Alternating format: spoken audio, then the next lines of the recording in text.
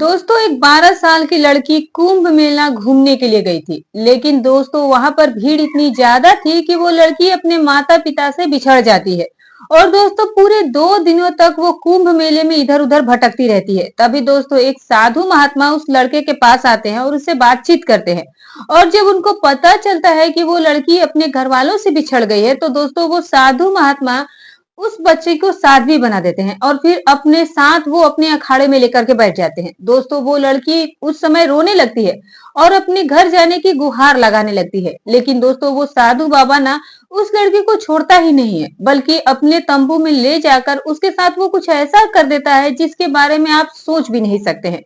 तभी दोस्तों एक व्यक्ति इस घटना की जानकारी पुलिस वालों को दे देता है और दोस्तों वो व्यक्ति पुलिस वालों से कहता है कि एक साधु बाबा हैं जो कि एक छोटी सी लड़की को शादी बनाकर अपने तंबू में रखे हुए और पता नहीं उसके साथ क्या कर रही है। वो लड़की जो है वो काफी दिनों से रो रही है, चीख रही है, चिल्ला रही है और घर जाने की गुहार लगा रही है। लेकिन वो साधु बाबा उसे जाने ही नहीं दे रहा है। अब दोस्तों जब ये बात वहां के प्रयागराज के दरोगा को पता चलती है, तो दोस्तों वो दरोगा साहब जिनकी बहुत बड़ी बड़ी मूछें होती है, वो अपनी टीम को लेकर साधु महात्मा के तंबू की तरफ पहुंच जाते हैं। और दोस्तों वहां का जो नजारा वो जाकर देखते हैं कि वो लड़की के साथ क्या कर रहा होता है, तो उनकी आंखों से आंसू आ जाते हैं। दोस्तों उसके बाद वो दरोगा साहब वो साधु का उसके बाद जो हश्र करते हैं, जो हाल करते हैं, जो शायद कभी आप लोग कल्पना भी नहीं कर सकते। दोस्तों इस कहानी को पूरा जरूर सुनिएगा और ये सच्ची घटना है।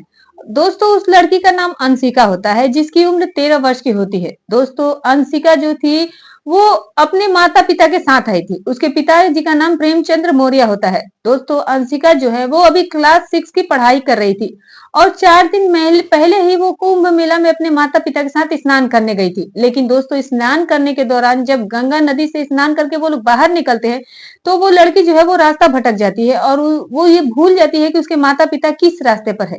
उसके बाद उसे समझ नहीं आता कि उसके माता पिता गए कहाँ। अब दोस्तों अक्सर यही होता ही है कि आप किसी भी मेले में चले जाइए, किसी भी स्नान नहान में चले जाइए, चाहे वो फिर कुंभ के मेला हो या बहुत सारे ऐसे मेला लगते हैं नहाने का, अगर वहां पर चले जाएंगे तो आप पर्सनली ये बात देखेंगे कि वहां पर बहुत ज्यादा भीड़ होती है और बच्चे जो होते हैं वो जाहिर सी बात है वो भूल जाएंगे। बड़े बड़े लोग कभी कभी भूल जाते हैं, तो कभी ना कभी उनको भी ये गलती हो जाती है। उन्हें भी दिशा का पता नहीं चलता है कि किस दिशा से वो आए थे और किस दिशा से जाना है।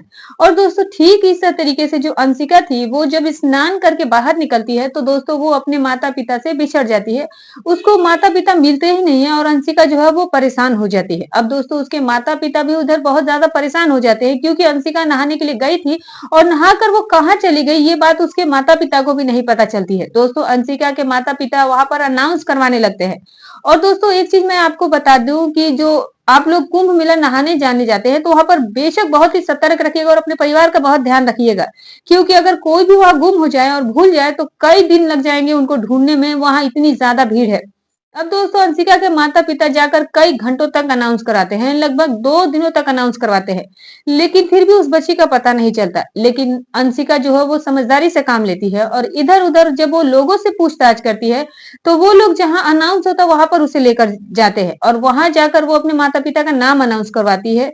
वो भी 2 दिनों तक अनाउंस करवाती है, लेकिन फिर भी उसे माता पिता उसके भी नहीं मिलते हैं। दोस्तों वो छोटी सी बच्ची सी 2 दिनों तक कुंभ मेले में इधर उधर भटकती रहती है, ना वो कुछ खा रही थी और ना ही कुछ पी रही थी।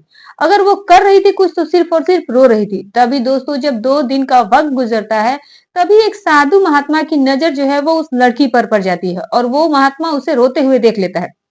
दोस्तों उस साधु बाबा का नाम संजय गिरी होता है और वो बरेली के रहने वाले बरेली से बिलोंग करते हैं और उनका ऐसा कहना है कि वो जूना अखाड़े से बिलोंग करते हैं। दोस्तों जब संजय गिरी की नजर उस छोटी सी बच्ची पर पड़ती है, तो संजय गिरी जो है उसके पास जाते हैं, उसको सहलाते हैं, उसको पुचकारते हैं और उससे बात करते हैं और उससे पूछते हैं कि बेटी तुम क्यों रो रही हो।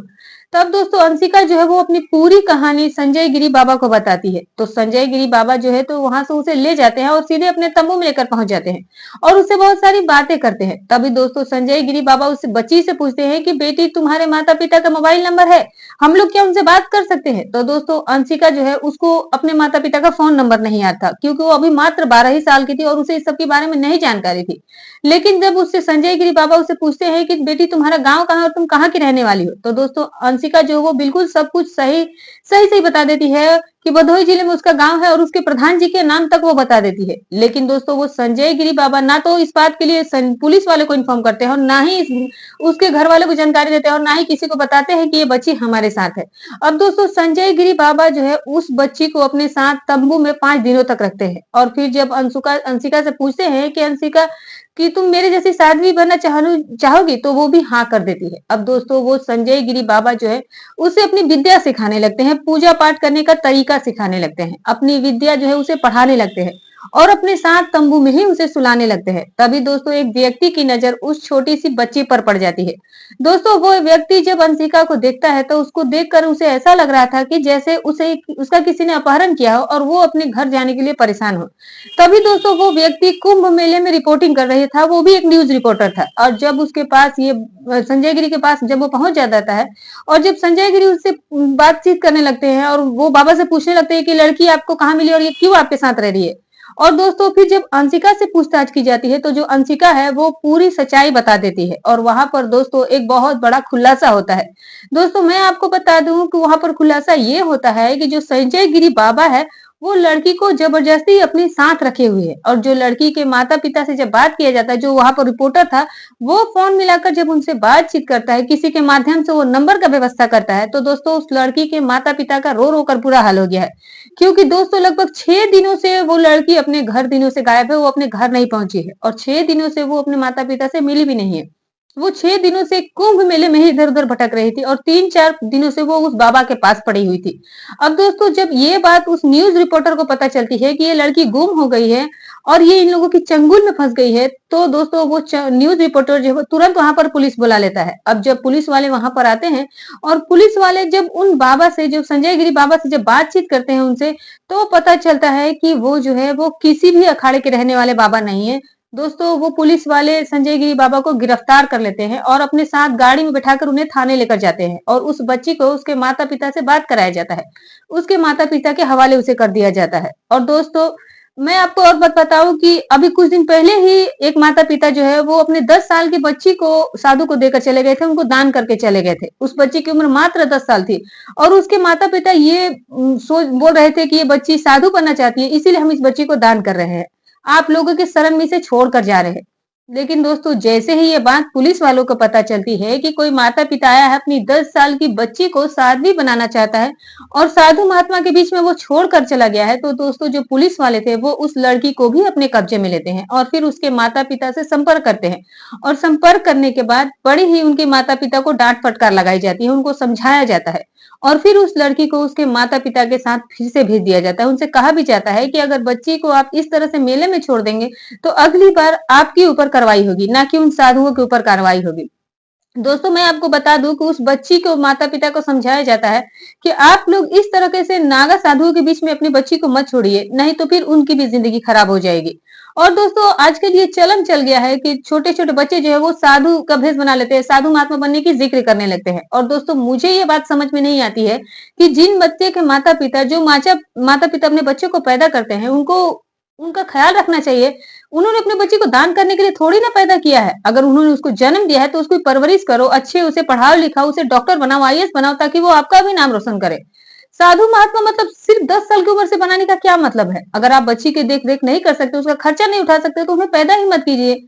इस तरीके से हजारों लाखों की संख्या में नागा साधु होते हैं जो कपड़े तक नहीं पहने होते हैं और उन साधुओं के भेष में पता नहीं वो वाकई में साधु हैं या फिर कोई और भेष बनाकर आया है और उन्हीं के हवाले आप अपने बच्चियों को छोड़ देते हैं, तो फिर तो ऐसे में हालत में उसकी जिंदगी बर्बाद हो जाएगी। इसलिए दोस्तों आप लोगों से रिक्वेस्ट है, जो लोग भी हमारी इस वीडियो को देख रहे हैं, अगर आप लोग भी ऐसा होते हुए घटना देख रहे हैं तो उस बच्ची को छुड़ा लीजिए और उनके माता पिता के हवाले कर दीजिए, उनकी जिंदगी बर्बाद होने से बचा लीजिएगा।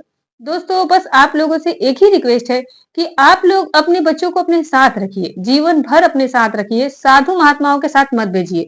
नहीं तो जो इस मीडिया के माध्यम से आप लोग को सुनने को मिल रहा है कि बच्चे के साथ क्या क्या हाल हो रहा है, वही दोस्तों उन बच्चियों के साथ भी हो जाएगा। दोस्तों इस घटना के सुनने के बाद आप लोग क्या कहना चाहेंगे, अपनी राय आप कमेंट बॉक्स में जरूर बताइएगा।